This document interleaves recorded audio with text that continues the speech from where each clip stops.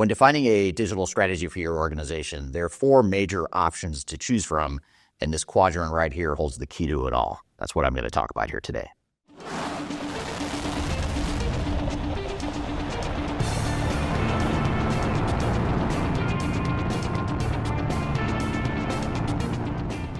My name is Eric Kimberling. I'm the CEO of Third Stage Consulting. We're an independent consulting firm that helps clients throughout the world reach the third stage of digital transformation success. And one of the key things we do for our clients before they ever get into their digital transformation, their implementation, is to help them define what their digital strategy and roadmap is. There's so many different options in the marketplace today that are just proliferating over time that it can be overwhelming to determine what path should we go down, what types of solutions should we be considering. And it's just important to decide which ones you don't want to consider and don't make sense for you as it is to define the ones that do. And so what I want to do today is talk about four major options you have when defining a new digital strategy. And those four major options are single ERP systems, best-of-breed technologies, custom development options, and defining a software platform for your organization. And they're not mutually exclusive. You might do a combination of more than one, but I want to share with you the pros and cons of each of those four major options here today. Before we dive too far into today's content, I want to share a little bit of information about Third Stage Consulting and who we are. Third Stage Consulting Group is an independent technology agnostic provider of consulting services to help clients through their digital transformations. We help with digital strategy and software selection, as well as implementation planning. And during implementation, we provide services related to program management, organizational change, business process improvement, as well as enterprise architecture. These are just some of the services we provide. We have offices in North America as well as Europe and Asia Pacific. So if you'd like to learn more, I encourage you to check out our resource center, which includes a number of resources that will help you through your digital transformation, and you can access that for free using the QR code here or the links below. You can also reach out to me directly if you'd like to discuss your digital transformation and brainstorm ideas on how to improve where you're headed on your journey. Now let's jump back into today's content.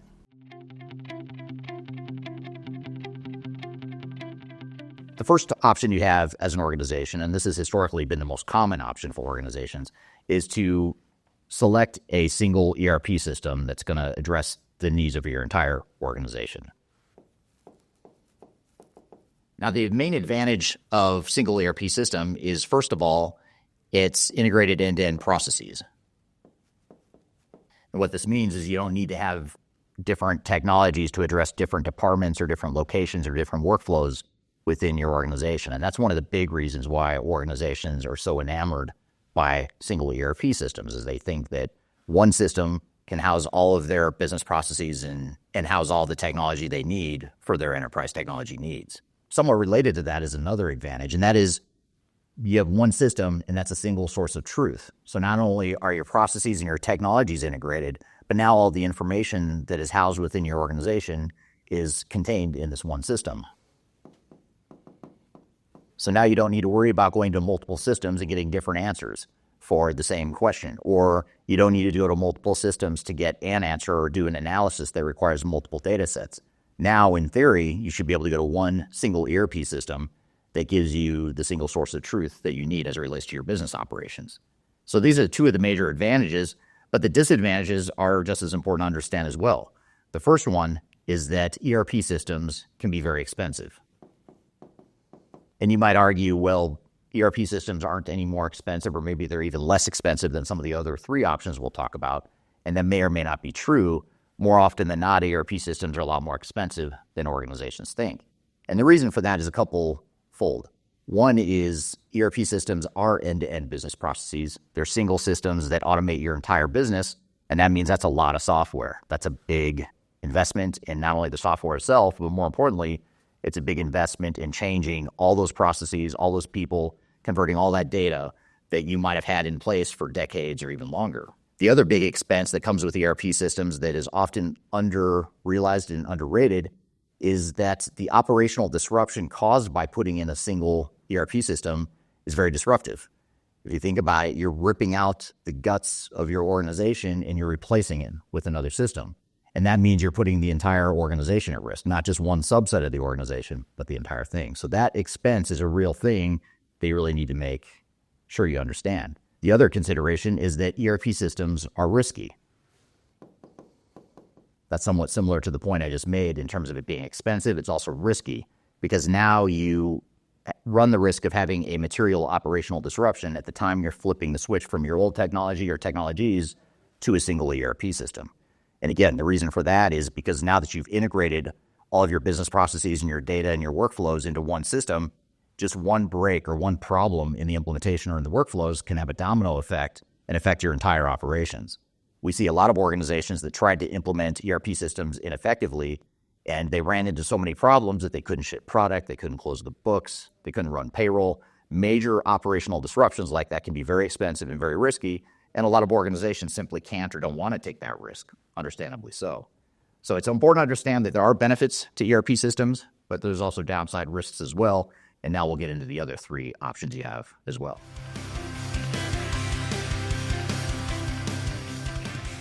Another option that organizations have is best-of-breed technologies.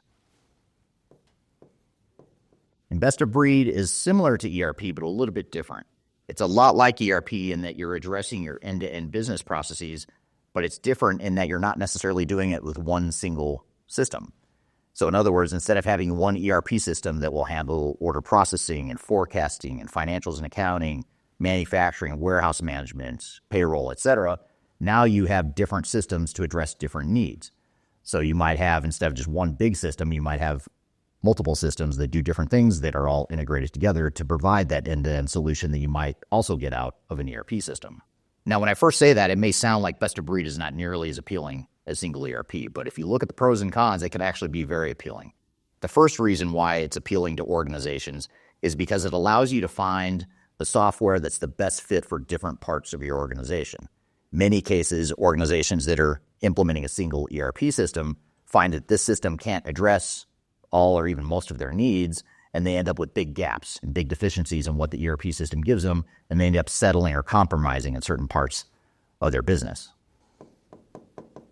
So the fact that you're likely to get a better fit across different parts of your organization is something that's very appealing, and in many cases you find that these best-of-breed solutions can give you more value and a better fit with what you need in different parts of your organization.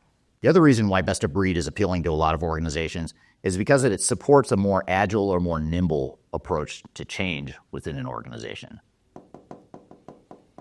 So we'll just call that agility for now. So that agility is something that's very appealing to organizations. And the reason it's more agile in many cases than a single ERP system is that you don't have to define all of your end-to-end processes and take on a big, massive undertaking with best of breed. You could pick off certain parts of your organization, certain processes, certain departments, certain functions, and find technologies that just address that part of the business. And oftentimes that's going to be lower cost and lower risk than taking on the entire big, massive, complex ERP implementation. And for a lot of organizations, that makes a lot of sense. It's easier to get, in many cases, alignment and support for a smaller investment that gives you incremental improvement than taking on a bigger, riskier ERP implementation. However, there's also risks with best-of-breed solutions as well. They're not as perfect as they may sound so far. The first is integration issues.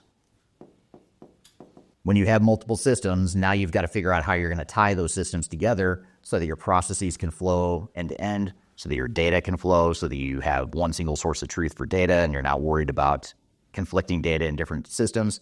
And that can be difficult and complex and risky and costly from an architecture and a technical perspective. Now, having said that, I'm going to come back to one point here with single ERP systems, and that is even with a single ERP system, you still have to do a certain amount of integration because you have different modules within an ERP system, and those different modules require integration to the other modules. The only difference here is you've got one single system and a single tool set for integrating those systems, which makes it a little bit easier and faster and cheaper than in this case. So this puts more pressure on the organization from a technical perspective. It might add to your cost line item here on integration, but it may also be that you have the advantages here that outweigh that cost. And the other downside risk of best-of-breed solutions is that it oftentimes results in a lack of clarity around the bigger picture direction of your technology landscape. So I refer to this as a short-sighted digital strategy. It's not always a bad thing, but it can be. And let me explain what I mean by that. Let's just say you decide that your sales force, your sales organization is the area you want to start with, and they're chomping at the bit for a new CRM system so they can track leads better, close more deals, generate more revenue and commission, etc. So you may decide, let's go buy and implement a new CRM system. Nothing wrong with that. It can deliver immediate value. It allows you to be more agile. Great stuff, right? But at the end of the day, the challenge with that is now you may be picking a CRM system that doesn't support longer-term needs from a technology perspective. Let's just say in the future, you also decide that you want to get a new manufacturing system or a new order management system, and that CRM system that you've deployed doesn't play nice with that other system. And if you haven't looked at the entire big picture in advance and planned that out, you might find yourself backed into a corner with a technology that works well for the sales team, but it's not there to support the longer-term digital strategy and roadmap of the organization. So one way around this, one way to mitigate that risk is to define your digital strategy up front, define what the best-of-breed tech stack is going to look like, and then start deploying it piece by piece as you see fit and as you prioritize. So having said all that, these are some of the pros and cons of best-of-breed.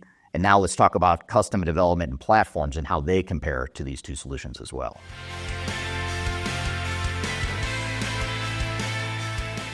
The third option we have to choose from is custom development or custom dev. And this term isn't nearly as cool as it used to be 20 or 30 years ago, but it's still something that's very relevant, something worth considering. And custom development essentially says we're not going to necessarily go buy anything off the shelf or out of the box. We're going to create our own technology. And it may sound crazy on the surface, but there is some advantage to this as well. Let me get to that here. First of all, probably most importantly, custom dev allows you to find the perfect fit. It's the only one of the four options where you are going to get exactly what you want if you do it right. These other options we talk about, the other three, aren't going to give you what you want. You're inevitably going to end up with something that's a bit watered down and not quite what it is you want. And I hesitate to use the word perfect fit, but I think it is relevant here because in theory, you can do whatever you want with that technology. You can develop to do exactly what you want, how you want it, and it's something that can't be replicated by your customer. And that leads to a second benefit, which is it gives you a competitive advantage if you do it right. Now, in theory, these other three solutions can also give you a competitive advantage, but not to the same degree that a custom dev solution can. And not only is it giving you a competitive advantage, probably even more importantly, is it's harder to replicate. This makes it a lot harder for a competitor to knock off or rip off your competitive advantage or those things that make you unique and make you better than your competition. If you do find what you're looking for in these other solutions, your competitors can go get that same solution and build that same competency within their organization. So this is the only one of the three that gives you a true, sustainable competitive advantage that's very hard to replicate across your competitors. Now, with these advantages, just like the other three options, comes some distinct disadvantages as well. First and foremost, this is an expensive solution. They're all expensive solutions, but this is probably the most expensive because you're not getting the benefit of R&D and scale and economies of scale that some of these other solutions provide from all the R&D and innovation that's invested by the software vendors. Here, you're creating the wheel yourself, which may be okay. It may be that you're creating this high barrier to entry that's going to be hard for vendors and your competitors to replicate, and maybe that's okay. But you have to make sure if you do custom dev, it's something that's actually giving you a distinct competitive advantage. Otherwise, why not just go with an off-the-shelf solution? The other disadvantage here is that this option is very hard to maintain. It's probably the hardest to maintain of the four options we talk about here. What I mean by this is you don't have the benefit of a software vendor constantly investing in R&D and innovation improvements to the technology. Now it's on you to maintain that. Not only is that expensive, but it's difficult. It's something you have to stay on top of. Chances are you're going to have to invest in a larger, more robust internal IT department, which, again, may be worth it if these advantages play out the way you think they will. So custom dev is something that is worth considering. It's probably the least discussed of the four options that we're going to talk about here today, but it is something that's often overlooked and underrated in the digital strategy space.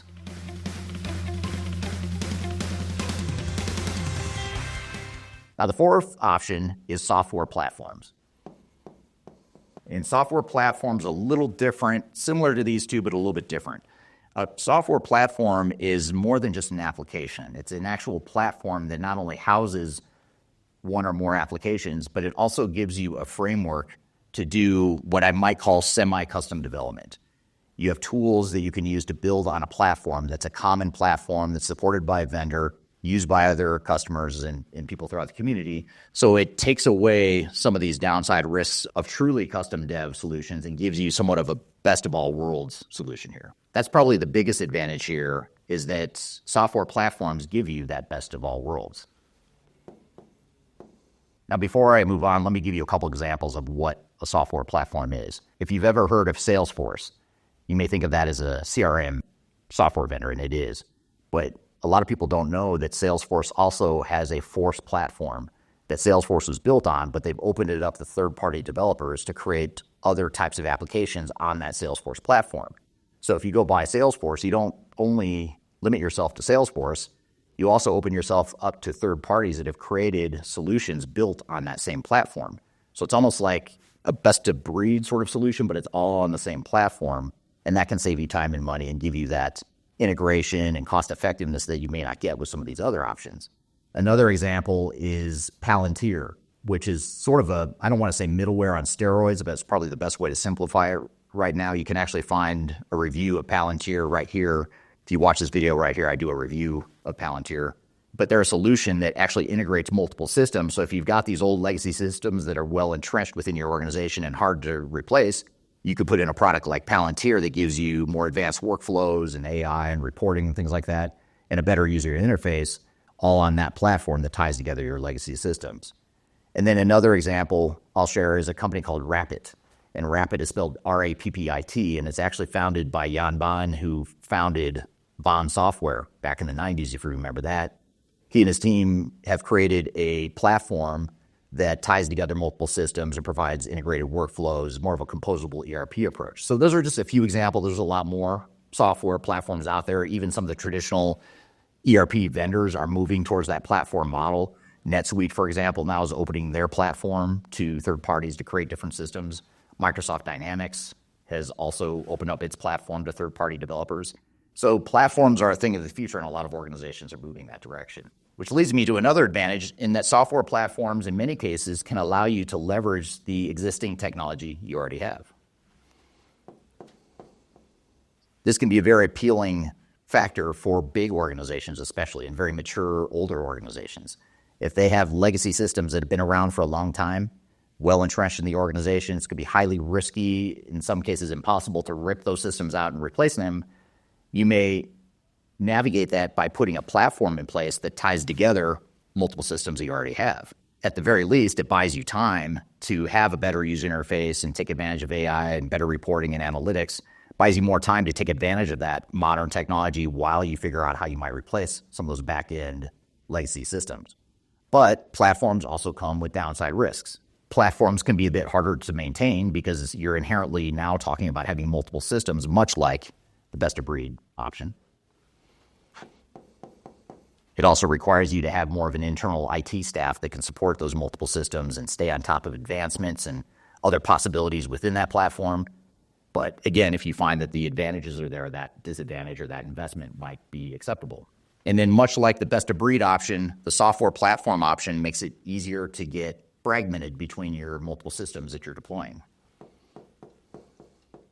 Just because you have multiple systems or applications on the same platform doesn't necessarily mean that they're all going to integrate magically. You now have to figure out how you can address the fragmentation and pull together the multiple workflows and data sources. So now that we understand what the 4 different options are, let's talk about how to decide which one is best for you.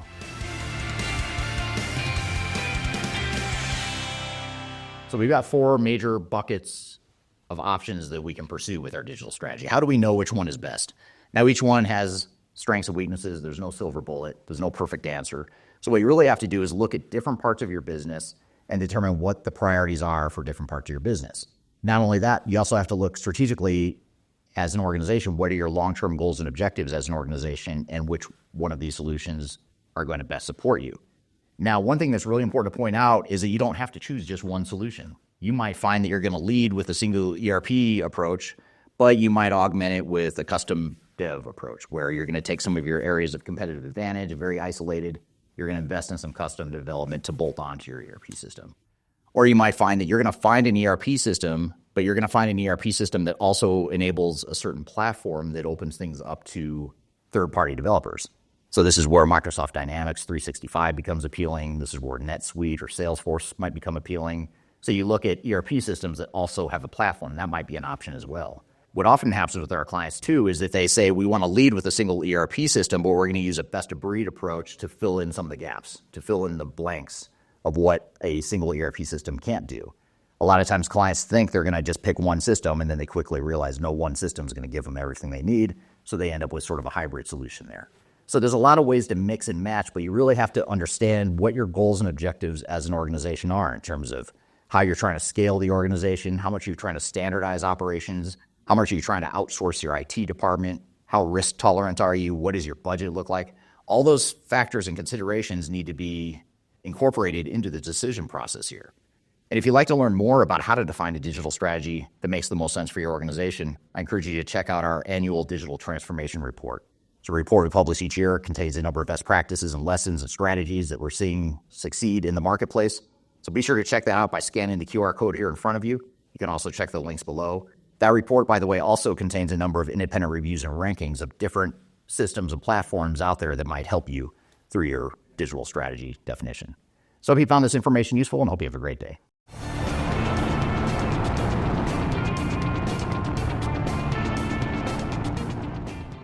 When you're defining a digital strategy for your organization, there are four major